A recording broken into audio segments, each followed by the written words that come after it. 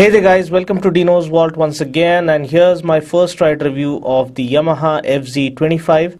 Now many of you have been requesting me to get this review done ASAP, and being a Yamaha fanboy myself and having owned two Yamaha bikes so far, I too was just as much as eager to get my hands on this bike. Now, have Yamaha come up with another blockbuster? Have they managed to resurrect themselves with this bike once again in this market that has suddenly taken off with people wanting to own premium and powerful machines that have all-round capabilities? And have they managed to deliver just what the now more demanding and more mature average Indian biker is looking for? These are all the questions we'll be trying to answer as we go ahead with this video. First, when you look at the setting in which the bike has been launched, I have to admit that Yamaha have done their homework and have positioned this bike very well by pricing it perfectly. Now, I'll be giving my verdict towards the end of this video, but first, let's start out by looking at how this new concept was actually born. When launched back in 2008, the FZ became a benchmark by introducing a proper macho and muscular street fighter culture to the Indian audience. Then came the FZ version 2.0, which was and is the most affordable 150cc street fighter to feature fuel injection in our market currently. Now, Yamaha have realized the fact that the biking culture is growing at a rapid pace here in our nation, so much so that even brands like BMW are getting into the entry-level premium sport bike category. So for 2017, they decided to take the FZ franchise to the next level by offering an affordable yet amazing machine that is all set to yet again shake the entry-level premium sport bike market here in our nation. Now, taking a look at the design, the bike gets a new age and modern looking design that does make it look special in and around its segment. The night black color variant, as you can see here, is the best looking variant among the color options offered. The bike is said to be inspired by the powerful muscles of an athlete. The FZ's true essence of a muscular street fighter has been carried forward, but with a more modern layout to attract the bikers of this generation. Up front, we have the LED headlamp with three lighting elements that is all set to captivate the digital age biker. The lights are energy efficient and offer better light spread at night. When set on high beam, all the three lights illuminate together to offer adequate visibility at night. We also now get the new 10-spoke lightweight alloy wheels that look super cool. Now, coming to the profile, the FZ's trademark muscular fuel tank hogs all the limelight here. The tank is well sculpted and lends the bike a macho street fighter look just like any other FZ. The extended tank cowls seem slightly inspired by that of the MT-07 and lend the bike a fresh new look among its competition. The side and rear panels are neatly laid out. The overall fit and finish and build quality seems on par with what we expect from a Yamaha. The short and stubby exhaust not only looks fresh, but it also sounds amazing because it has been specially tuned to give out a sporty exhaust note. So let's go ahead and listen to it now.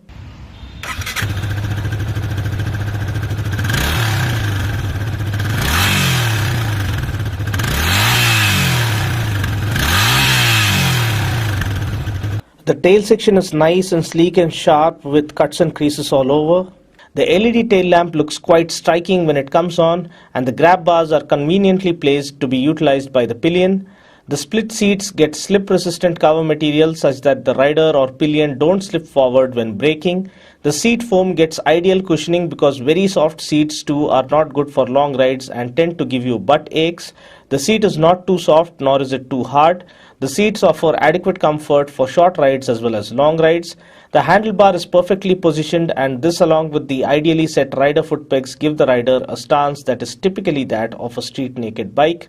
The same stance allows you to enjoy a fatigue-free ride within the city limits or even on the highways. The switches are well laid out and are of good quality. We do get a high beam flasher and an engine kill switch. The bike gets always headlamp on function just like the other new bikes launched recently, and we don't get a light switch. We do get a control switch to choose between high beam and low beam. The Speedo console is an all digital unit. It looks simple and functional with readable fonts. The readouts include a speedometer, tachometer, odometer, trip meters, fuel gauge, clock and average. Now, coming to the star of the show, which is the engine. Now, powering the FZ25 is an all-new lightweight 4-stroke single-cylinder oil-cooled fuel-injected 249cc Blue Core engine, and we get a SOHC setup here. This puts out a max power of 20.9 PS at 8000 RPM and a max torque of 20 Newton meters at 6000 RPM. This comes mated to a 5-speed gearbox. Now, taking the bike out for a spin, I immediately fell in love with this bike because it felt perfectly balanced, was nice and easy to flick around with its lightweight chassis, and the power delivery was sweet and pleasant, which is perfect for city conditions. Now, Yamaha claimed that this engine has been particularly fine-tuned to thrive in Indian traffic conditions. The shapes of the combustion chamber and the intake port have been optimized to boost combustion speed. The fuel injection on board contributes to higher combustion efficiency and a precise air-fuel mixture, which results in instant, light and crisp throttle response. Therefore, there is adequate amount of torque throughout the mid-range. The clutch is nice and light and easy to use. The gear shifts worked fine but felt a bit notchy at times, but I'd rather give the bike the benefit of the doubt because it was a brand new bike that I rode. The engine gets a 4-row core oil cooler for effective cooling. There was no noticeable engine heating apparent, though I rode the bike through city traffic as well as empty stretches. Also, the engine adopts a lightweight forged aluminium piston and a plated cylinder with better heat dissipation characteristics. The low tensile free sliding piston rings result in reduced power loss. Also, a balancer shaft is added to keep the vibration levels to a bare minimum. There are no vibrations whatsoever up to cruising speeds of 105 km per hour. Also, the precisely engineered diamond frame offers superb handling to enjoy your daily commutes through the city, while also offering great straight line stability at triple-digit speeds to casually cruise through the highways on the weekends. Now, looking at the brakes, we get a 282 mm disc with 2-pot brake caliper up front.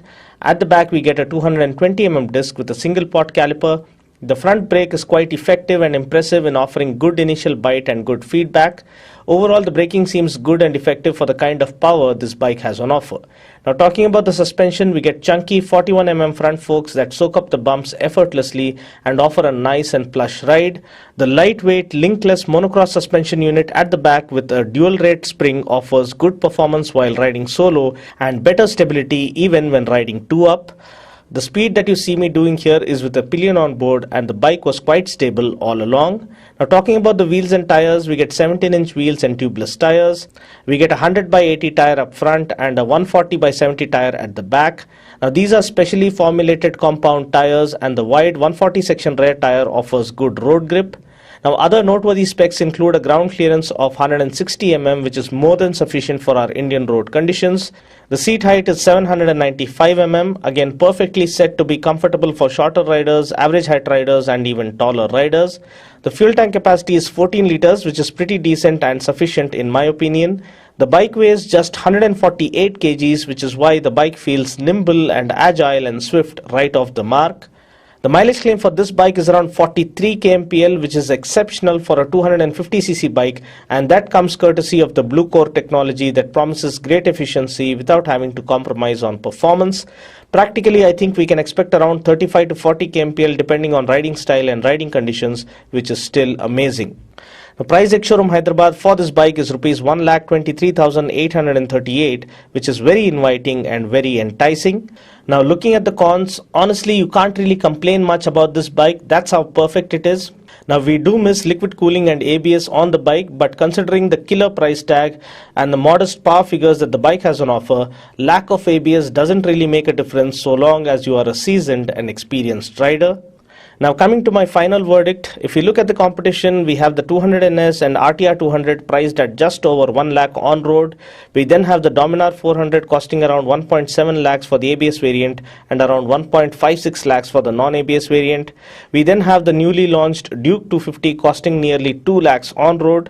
Even the Duke 200 continues with the same pricing of around 1.65 lakhs on road here in Hyderabad. Therefore, the FZ25 being priced at around Rs 1.4 lakhs here in Hyderabad sits right in between the competition to unsettle the competition and attract the buyers with its reliability, quality and credibility factors that come as standard with every Yamaha motorcycle. In my opinion, people would not at all mind paying 1.4 lakhs for a 250cc bike coming from the Yamaha stable, that too a street fighter with all-round capabilities of being usable for daily commutes while also being able to satisfy the tourer within you. The bike can cruise at around 105 km per hour without any vibrations. The bike offers a comfortable seating posture for city rides as well as touring. The single-cylinder engine is an absolute delight with a nice and refined motor, decent amount of power and adequate amount of torque throughout the mid-range. Hence, considering the price, the bike looks like a sure shot winner for Yamaha. What remains to be seen though is how it will fare against the intense competition it is up against in and around its price range. Well, that's pretty much it for now. I just hope you found this video useful. Until next time, this is Dino saying ciao. Take care, God bless, and ride safe.